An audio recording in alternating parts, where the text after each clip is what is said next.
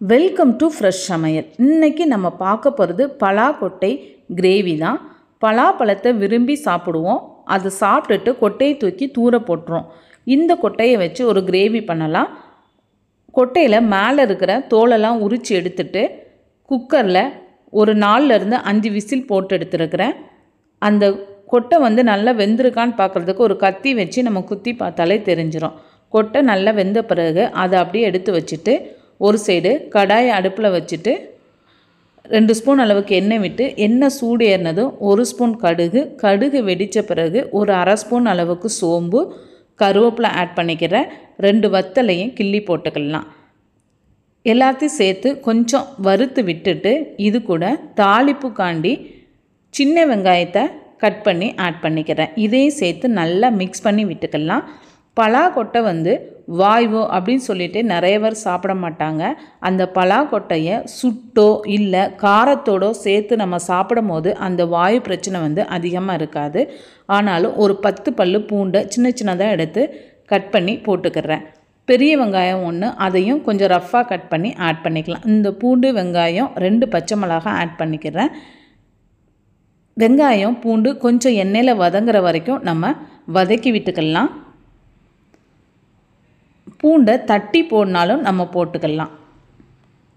இப்போ கொஞ்சம் வதங்கின பிறகு இஞ்சி பூண்டு பேஸ்ட்டு 1 ஸ்பூன் போட்டு இஞ்சி பூண்டு பேஸ்ட்டு நல்லா கோல்டன் கலர் மாறுற வரைக்கும் நம்ம வதக்கி விட்டுக்கலாம்.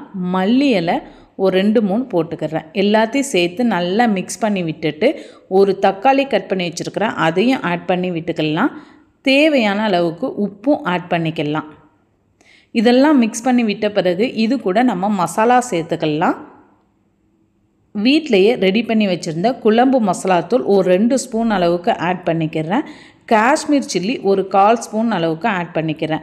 இந்த மசாலாவை எண்ணெயிலே பிரட்டி விட்டுட்டு நம்ம பலாக்கொட்டை அவிச்சு வச்சுருந்த தண்ணியை வேஸ்ட்டாக கீழே ஊற்றாமல் அந்த தண்ணியை இந்த மசாலாவோடு ஆட் பண்ணி கொஞ்ச நேரம் மசாலா அந்த தண்ணி எல்லாம் கொதித்து வர்ற வரைக்கும் நம்ம வெயிட் பண்ணலாம். நல்லா கொதித்து வந்த பிறகு பலாக்கொட்டையை நல்லா சின்ன சின்னதாக கட் பண்ணி எடுத்து வச்சுருக்கிறேன். கட் பண்ண பலாக்கொட்டையும் இதோடு ஆட் பண்ணி மிக்ஸ் பண்ணிட வேண்டியதான். இந்த பலாக்கொட்டையில் விட்டமின் ஏ அதிகமாக இருக்குது. நம்மளுடைய கண் பார்வைக்கு ரொம்பவே நல்லது. புரதச்சத்தும் இதில் அதிகமாக இருக்குது. கட் பண்ணி வச்சுருந்த பலாக்கொட்டை ஆட் பண்ணி கொஞ்சமாக நல்லா மிக்ஸ் பண்ணி விட்டுட்டு கடைசியில் இறக்கும் போது மல்லி இலையும் தூவி இறக்கிற வேண்டியதான். சூப்பரான ஒரு பலாக்கொட்டை கிரேவி ரெடி ஆயிடுச்சு.